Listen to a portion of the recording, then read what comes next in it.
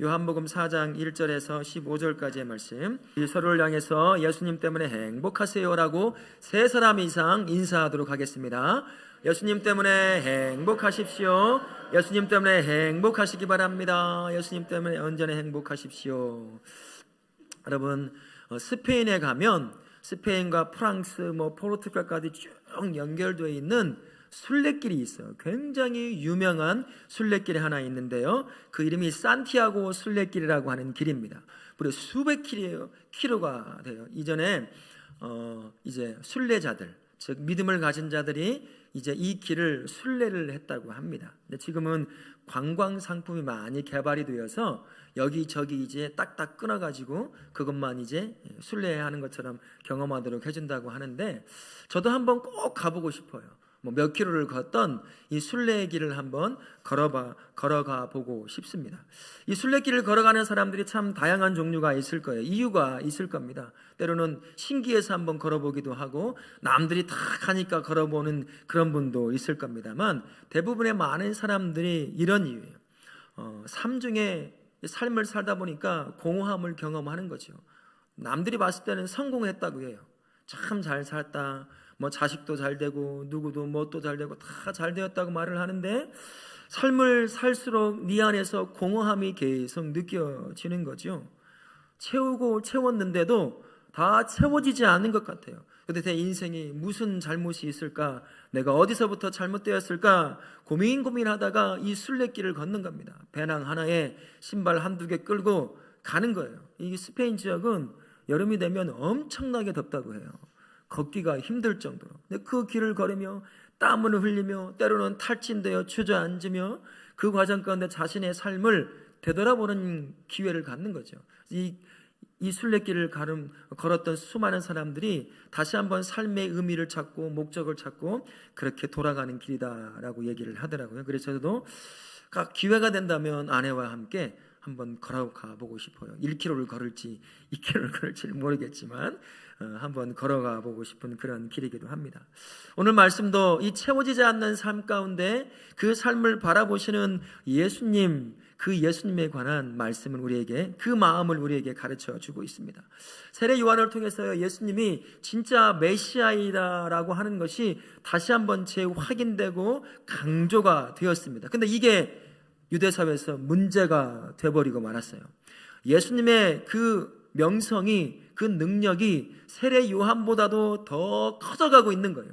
세례 요한이 했던 말처럼 점점 더 예수님의 명성과 그 능력이 온 유대 땅을 덮고 있는 겁니다. 세례 요한이 가르쳤던 것과는 비교가 되지 않는 거예요. 그분의 입에서 나오는 진리의 말씀은 사람을 뒤집어 놓는 겁니다. 바꾸어 놓는 거죠. 그분이 행하는 기적은 누구도 따라올 수 없는 기적들이 여기저기서 예수님을 통해서 일어나기 시작하는 겁니다. 그러니 세례 요한이 전했던 회개의 메시지와 그 회개의 세례와는 차원이 다른 그러한 역사가 일어나기 시작하는 겁니다. 유대 사회 안에서 예수님을 바라볼 때 우리가 기대하던 메시아가 아닐까라고 하는 그런 마음이 계속 사람들 안에서 일어나기 시작하는 겁니다. 근데 문제가 하나가 생겨요. 그를 바라보는, 예수를 바라보는 유대의 정치 지도자들, 종교 지도자들, 지도층에 있던 사람들에게 이 예수님의 세력이 확장이 되는 것이 문제가 되고 있습니다. 예수께서 가르치는 것을 보고, 그리고 그분이 행하시는 기적과 이적을 보면, 야, 우리의 메시아가 되면 참 좋겠다라고 하는 능력 있는 것들이 많이 발생을 하는 거예요. 그러나 그의 뒷배경을 보니까 촌뜨기라는 거죠. 이스라엘 백성들이 기대하고 있던 메시아는 어떤 모습이었을까요? 백마탄 왕자 다윗과 같은 그런 왕을 기대하고 있는데, 예수님의 뒷배경은 어떻습니까? 시골에서 목수일을 하던 사람인 거예요. 그가 가르치고 행하는 기적들을 보게 되면 예수님이 메시아이면 좋겠는데 그의 배경을 보니까 아무것도 아닌 거예요. 근데 그게 기분이 나쁜 거죠. 아무것도 아닌 인생이 그 사람이 행하는 일들 때문에 수많은 사람들이 그 예수님을 향해 따라가는 거잖아요. 많은 사람이 마음이 예수님 앞에 가는 거예요. 그게 바리새인을 중심으로 해서 되게 못마땅한 겁니다.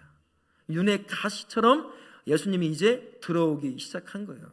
예수께서 이것을 아신 거죠. 바리새인을 중심으로 해서 자신을 통해서 이루어지는 놀라운 역사를 바라보는 이 유대의 지도층의 사람들이 자신을 고운 노루로 바라보지 않고 있다는 걸 아시는 거죠.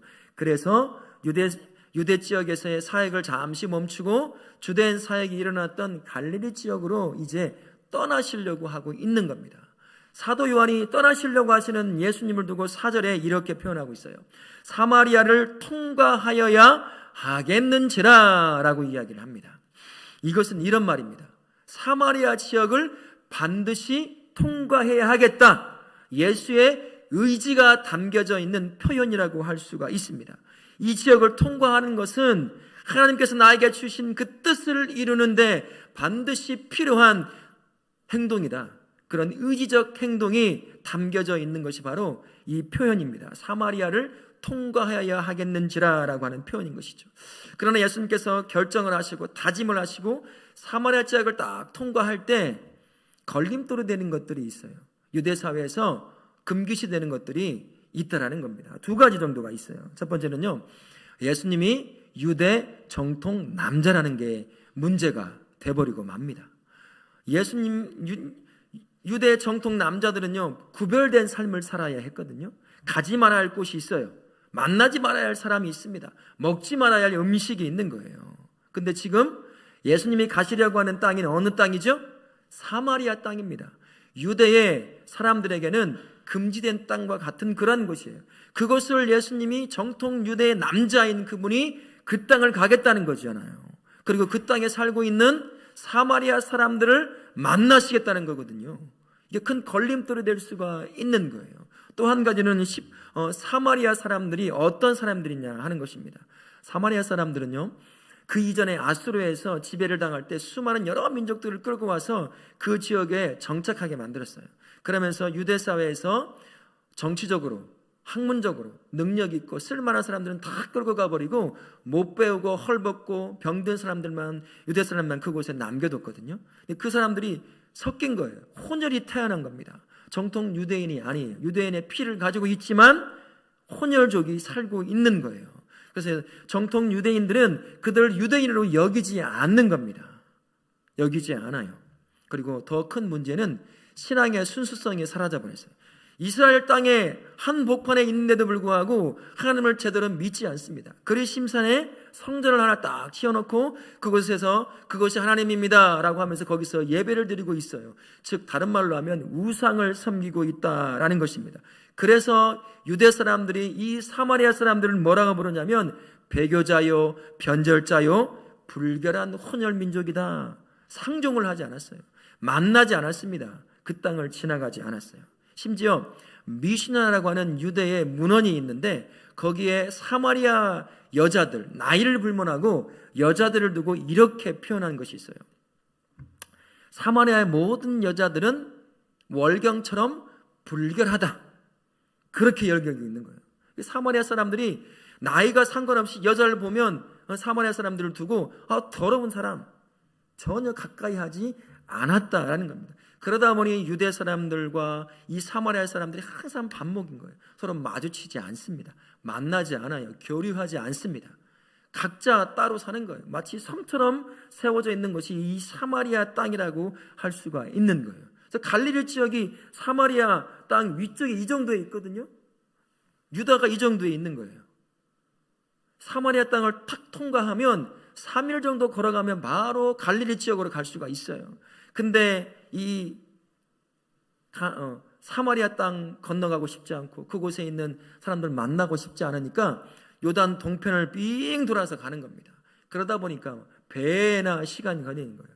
6일이나 되는 시간은 걸려서 갈릴리 땅에 가게 되는 겁니다. 물론 문헌에 보면 이 갈릴리 지역에 사는 사람들, 농사나 어부들은 종종 사마리아 땅을 가로질러 갔다고 하더라고요. 먹고 살기 바쁜 사람들이 있어요. 같은 유대인이라고 하더라도 먹고 살기 바쁜 사람들은 그거에 대해서 별로 신경을 안 쓰는 거예요. 그래서 지나가는 겁니다. 근데 나름 잘났다고 생각하는 사람, 유대의 지도층이라고 생각하는 사람, 나는 정통 유대인이야, 더러운 것과 함께 할 수 없어라고 여기는 그런 사람들은 삥 둘러가는 거예요. 예수님께서 선한 사마리아인 비유를 들으셨을 때 어부 들지 않았어요. 유대 농부 들지 않았습니다. 누구 들었어요? 유대인, 네? 레위인, 제사장, 이런 사람들을 들었어요. 그런 예를 들어서 이야기를 했다라는 것이죠. 그만큼 이 땅은 금기시되는 땅이었습니다. 유대인들에게 있어서는, 대부분의 유대인들에게서는 금기시되는 땅이었던 것이죠. 여기에 더해서, 이런 배경에 더해서 예수께서 이것을 분명히 다 알고 계셨을 텐데, 그럼에도 불구하고 이 사마리아 땅을 딱 통과한다고 하면 그의 인생과 사역에 문제가 생길 수도 있습니다. 마치 이 유대의 지도층의 영린을 건드리는 것 같은 거예요. 사람들의 세력을 얻고 있는 예수가 자기들이 더러워서 가지 않는 땅, 만나지 않는 사람들이 있는 사마리아 땅을 통과하고 그 사람들을 만난다는 거예요. 굉장히 유대 사람들에게 적대적으로 돌아서게 만들 수 있는 거죠. 그래서 예수께서 하시는 사역이 지장을 받을 수가 있어요. 구원 사역의 그 계획에 지장을 받을 수도 있습니다. 때로는 이런 경우도 생기겠죠. 예수님을 추종하던 수많은 무리들이, 아니 어떻게 예수님 그 더러운 민족이 살아가는 저 사마리아 땅을 들어갈 수 있습니까? 라고 하며 예수를 등지고 떠날 수도 있어요. 그의 제자들도 마찬가지일 수도 있습니다. 아니 우리 그곳에 가면 안 되는데요, 가면 안 되는데요 하고 하며 예수님을 떠나는 제자들도 생겼을 수도 있을 것입니다. 그럼에도 불구하고 예수께서 이 사마리아 땅을 통과해야겠다고 하는 강한 의지 가운데 이 사마리아 땅을 들어가게 되십니다. 이것을 사도 요한이 5절과 6절을 통해서 예수님이 얼마나 강한 의지를 가지고 사마리아 땅을 들어가려고 하는지를 상세한 지명과 그리고 한 위치를 설명하면서 한 번 더 한층 강화시켜주는 걸 볼 수가 있어요. 5절과 6절에 두 가지를 지명하죠. 수가라고 하는 동네가 있다고 얘기를 합니다. 수가라고 하는 동네는 그러면서 설명을 해요. 야곱이 가진 땅이라고, 야곱이 준 땅이라고 얘기합니다. 야곱이요, 그 옛날에 세겜 추장을 통해서 은 100개를 가지고 이 세겜 땅을 샀어요. 그러면 그 땅을 그의 후손들에게 줬단 말이죠. 그 옆에 수가라고 하는 동네가 있는 거예요. 그 동네에서 동네 사람들이 함께 물을 마시고 밥을 짓고 하는 데 쓰는 무슨 우물이 있어요? 야곱의 우물이 거기에 있는 겁니다. 이 사도 요한은 정확한 지명과 위치를 딱 지목해서 말함으로 말미암아 예수께서 이 땅을 반드시 그곳에 가야 한다라는 그 의지가 있음을 다시 한번 확인시켜 주는 것이다 라고 할 수가 있는 거죠. 강조하고 있는 겁니다. 그러면 왜 예수님이 금기시 되는 그 땅 들어가면 자신의 사역이 영향을 미칠 수도 있고, 또 때로는 유대의 정치 주자들에게 큰 어려움을 당할 수도 있음에도 불구하고 사마리아 수가 지역에 있는 야곱의 우물이라고 하는 그곳에 가셔야만 하셨을까요? 그곳에서 만나야 될 한 사람이 있었기 때문입니다. 근데 좀 상식적으로 한번 생각해 보세요. 정통 유대 남자가 아무도 가지 않는 사마리아 지역에 만날 사람이 누가 있겠어요? 아무도 없어요. 그러나 예수님은 강한 의지를 가지고 하나님의 뜻을 이루기 위해서 이 사마리아 땅에 들어가게 되는 겁니다. 그리고 드디어 만나야 될 그 한 사람, 야곱의 우물 곁에서 기다리고 있는데 우물을 기르러오는 한 사람을 딱 만납니다. 그러면서 물의 논쟁을 시작하게 하는 거예요. 그런데 가만히 보십시오. 이 사람이 여자인가요? 남자인가요? 여자. 사마리아의 한 여자였어요. 한 여자였습니다. 생각해 보십시오. 앞에서 유대 사람들이 사마리아 여자를 어떻게 여긴다고 그랬어요? 월경처럼 더럽고 불결한 여자로 여긴다고 했단 말이죠. 그런데 그 자리에 앉아있던 예수님이 갑자기 이 여자에게 물을 달라고 대화를 하는 거예요. 이 여자는 아마 깜짝 놀랐을 겁니다. 경계의 심이 극에 달했을 거예요. 이 여자는 유대 사람들이 사마리아 여자를 어떻게 대하는지를 너무 잘 알고 있어요. 그래서 9절 말씀에서 이렇게 표현하고 있습니다. 당신은 유대인으로서 어찌하여 사마리아 여인은 나에게 물을 달라 하나이까? 자신의 인종이 누군지 성이 누군지를 얘기하고 예수님을 향해서 당신이 유대 사람이라고 얘기를 하긴 하는데 이걸 헬라어로 보게 되면 남성이에요. 유대 남자인 당신이 사마리아 여자인 나에게 왜 물을 달라고 하느냐? 당신들이 나를 향해 어떻게 대하는지 나는 분명히 알고 있는데 나를 희롱하려고 하는 거냐? 조롱하려고 하는 거냐? 무슨 해를 끼치려고 하는 거냐? 아마 그런 경계심을 가지고 지금 이런 대답을 했을 거예요. 우리 글로 되어 있으니까 부드럽게 표현되어 있는 것 같잖아요. 아마 이런 거 아닐까 싶어요. 눈을 째려보면서 희끗 보면서 당신 유다 남자 아니에요? 어디 사마리아 여자에게 물을 달라고 해요? 알아서 떠먹으시오. 아마 그러지 않을까 싶어요. 더 표독스럽게 얘기했을 거예요. 편하고 즐거운 대화는 전혀 아니었다는 거죠. 아주 화가 나거나 경계심 가운데 예수께 이렇게 대답을 했을 거라는 거죠. 그러면서 계속해서 물의 논쟁을 진행해 나가십니다. 그러면서 예수님께서 세 가지 중요한 말씀을 이 여자에게 툭 던지듯 말씀하고 계세요. 10절 말씀 우리가 같이 한번, 경영지 집사님 마이크 잡고 읽어주세요. 10절 말씀 우리 같이 한번 읽어보도록 하겠습니다. 시작. 물 좀 달라 하는 이가 누구인 줄 알았더라면, 마이크 좀 켜주세요. 이렇게 말씀합니다. 그러면서 14절을 통해서 또 이렇게 말씀하시죠. 내가 주는 물을 마시는 자는 영원히 목마르지 아니하리니 라고 말씀합니다. 그리고 13절, 여기에는 접속사 하나가 붙으면 참 좋을 것 같아요. 그러나 라는 없지만 붙여보면 이렇습니다.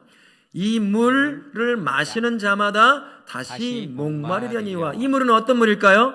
이 여인이 떨어온 야곱의 우물물입니다.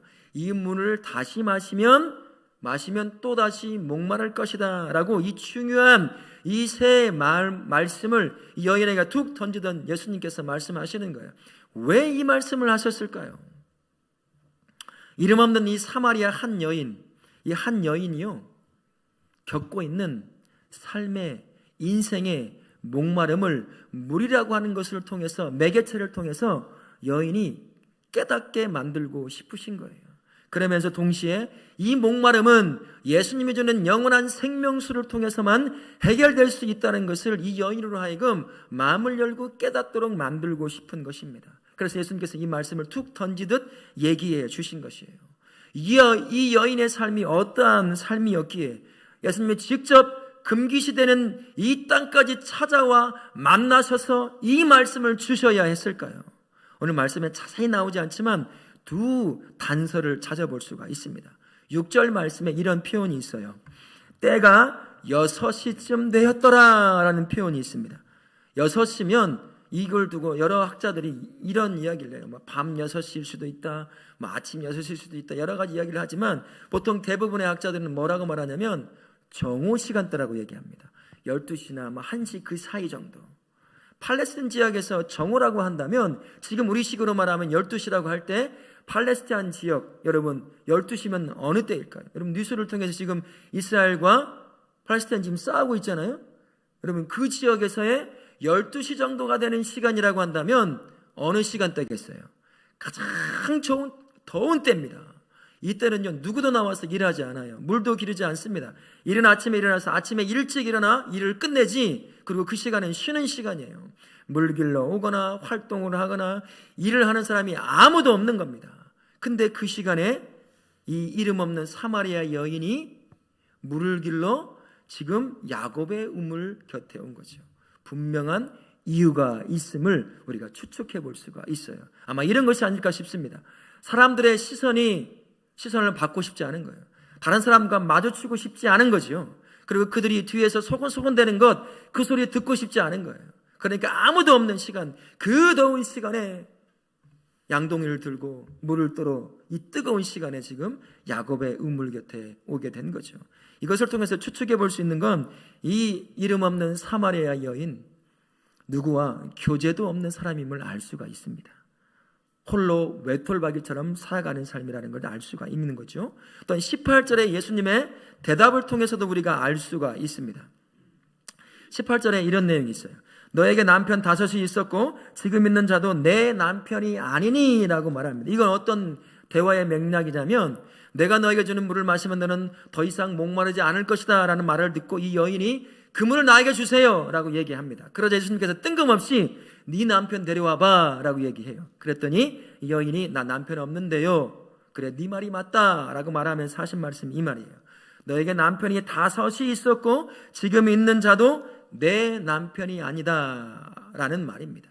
이 여인 지금 6번째 남자와 살고 있는 거예요.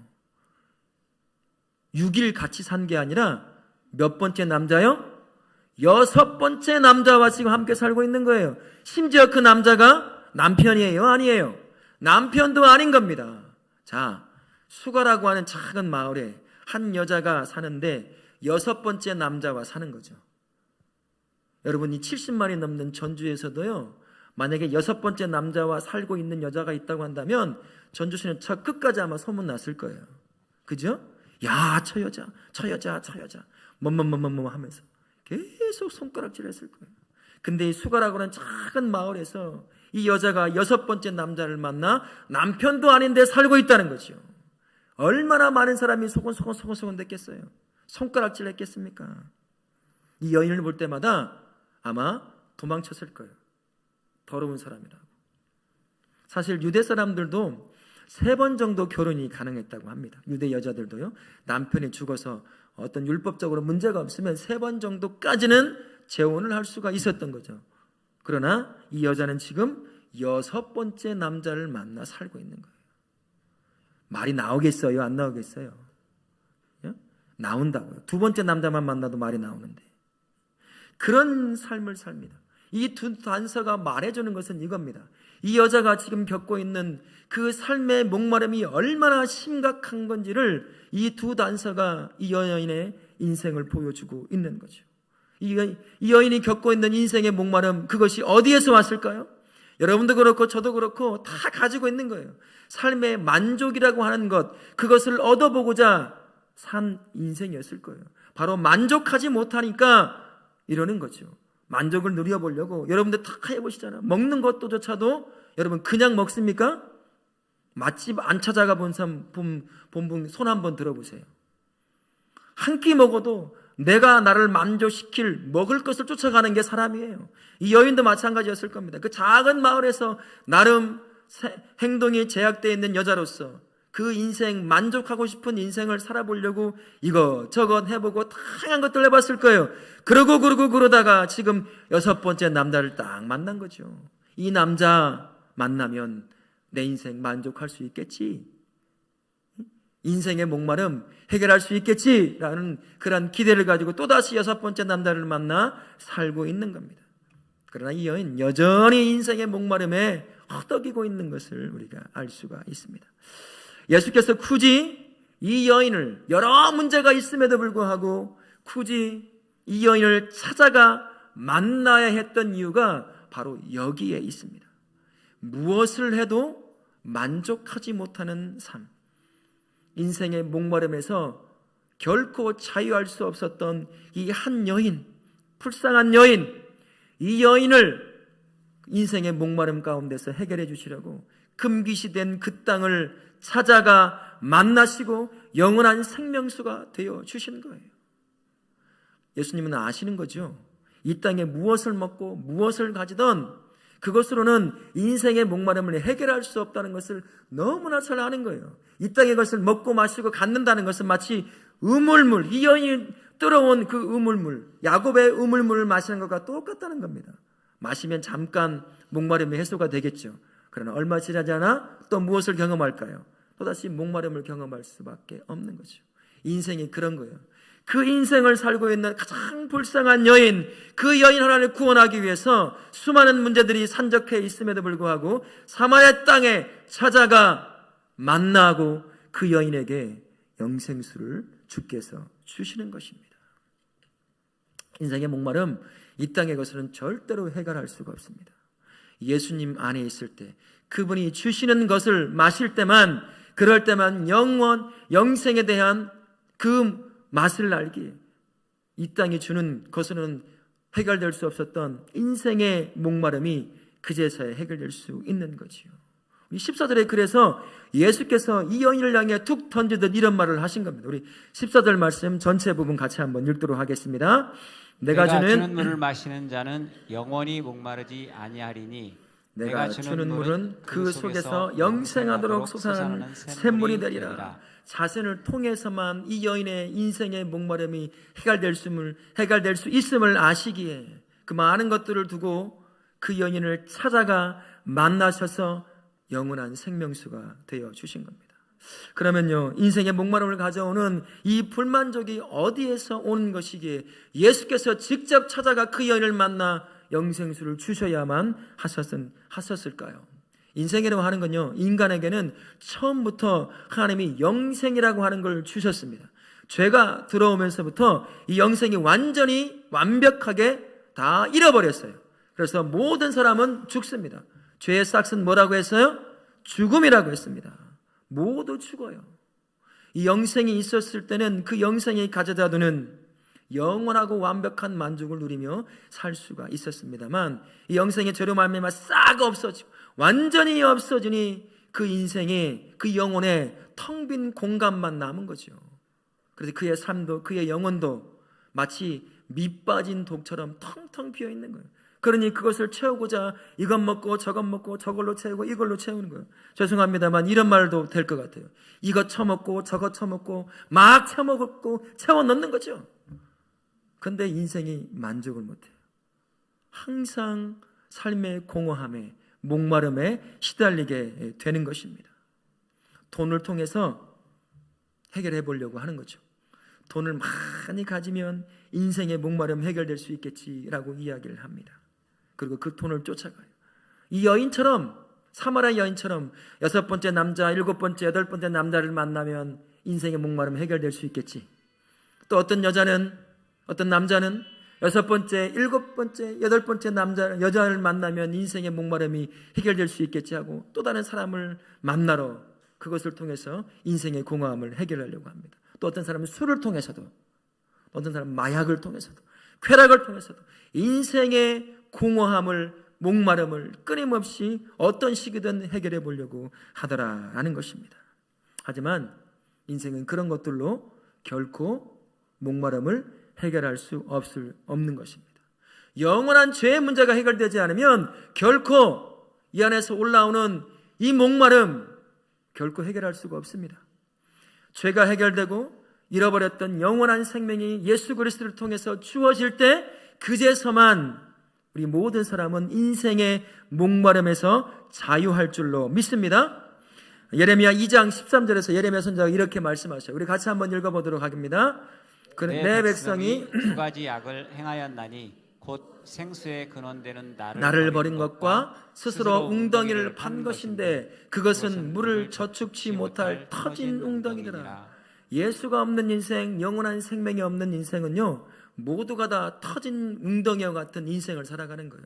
무얼 먹어도, 무얼 채워도요, 절대 만족 못합니다. 이 목마름 해결 못해요.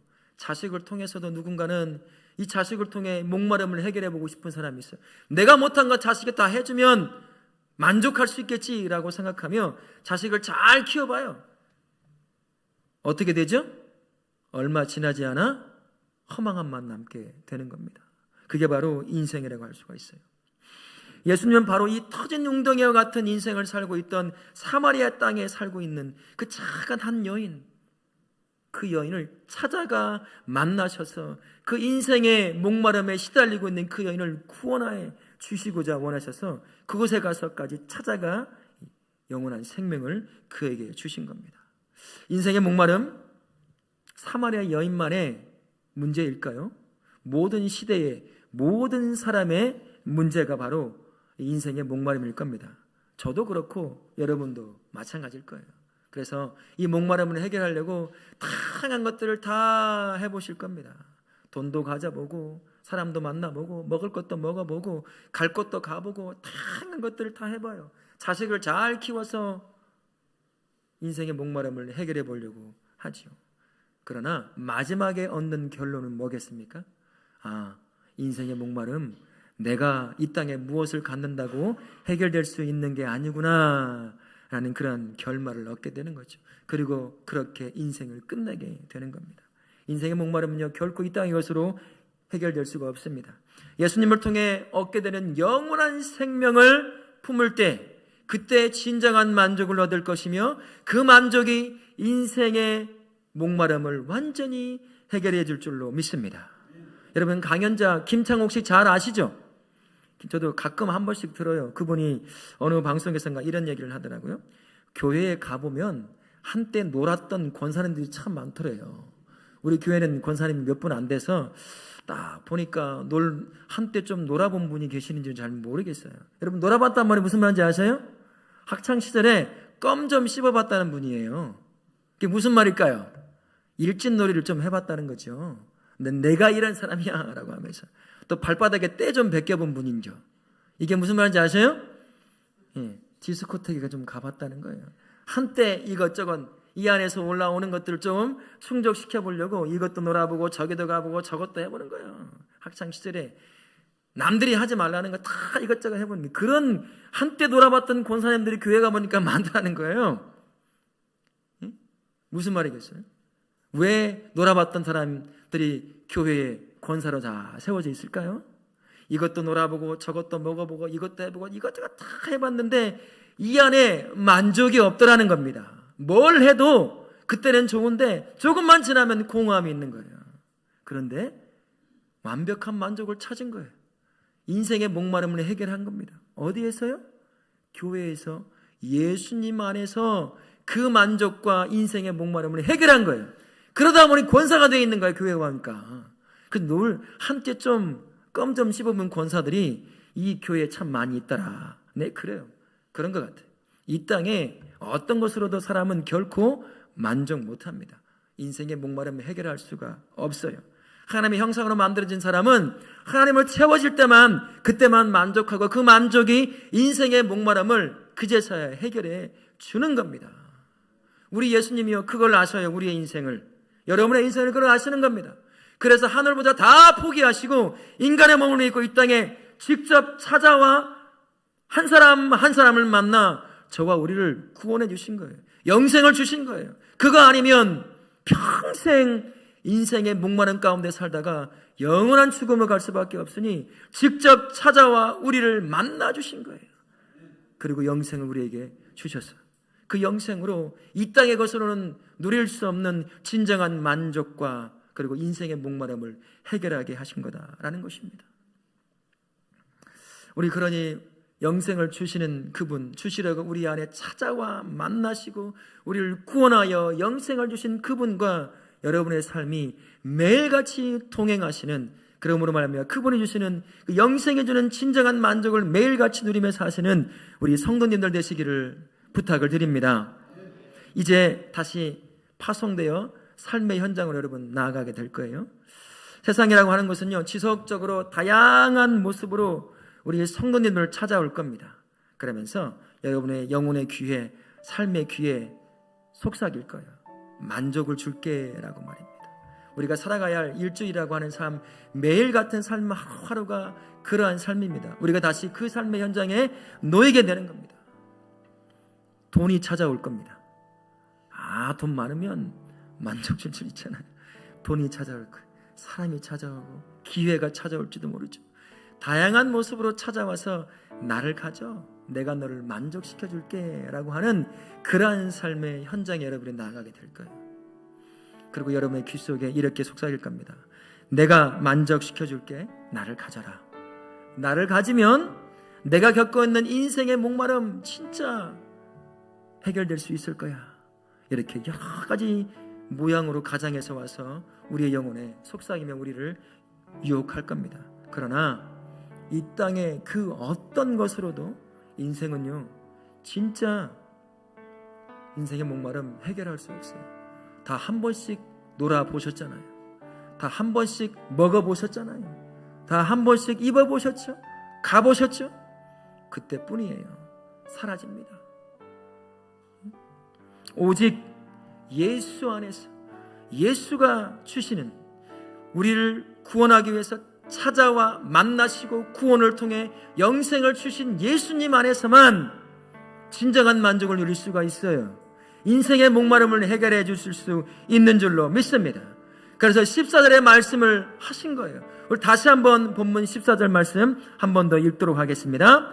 내가 주는 물을 마시는 자는 영원히 목마르지 아니하리니 내가 주는 물은 그 속에서 영생하도록 솟아나는 샘물이 되리라. 아멘.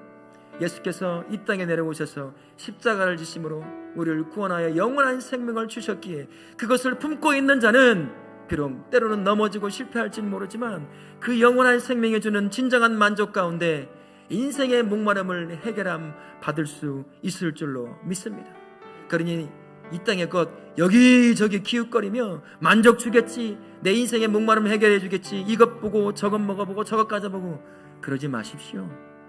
나와 함께 하시는 그 예수님과 매일같이 동행하십시오. 그분이 여러분의 목마른 인생 촉촉히 마르지 않게 적셔 주실 것입니다. 그런데 더 놀라운 사실 하나가 있습니다. 예수님이 주시는 영생은요, 우리에게 아무런 값도 요구하지 않는다는 거예요. 참 놀랍지 않습니까? 그 놀라운 걸 주시는데 너 이것 좀 해라 저것 좀 해라 하지 않는다는 거예요. 이사야 55장 1절에 이렇게 말씀합니다. 우리 같이 한번 읽어볼까요? 오호라 너희 모든 목마른 자들아 물로 나오라. 와서 사 먹되 돈 없이 값 없이 와서 포도주와 젖을 사라. 찾아와 만나 주시며 구원하여 영생을 주시는 그분이 그 영생을 주시는데 돈 내놔라 뭐 해라 하지 않는다는 겁니다. 아무런 대가 없이 은혜 가운데 주시는 게 영생이에요. 그래서 모든 거 버려두고 직접 우리를 찾아 이 땅에 오신 거예요. 뭐하러 오셨겠어요? 인생의 목마름을 시다리고 있는 우리에게 진정한 만족 가운데 인생의 목마름을 에서 자유하게 만드시려고 이 땅에 찾아온 겁니다. 이제 이 한 주간 살아가실 때 누구와 동행하시겠어요? 나를 찾아와 만나시고 구원하여 영생을 주신 그 예수와 매일 매 순간 함께 동행하시며 그분이 주시는 진정한 만족 가운데 인생의 목마름에서 자유함을 누리시는 우리 성도님들 되시기를 예수님의 이름으로 축원합니다. 아멘.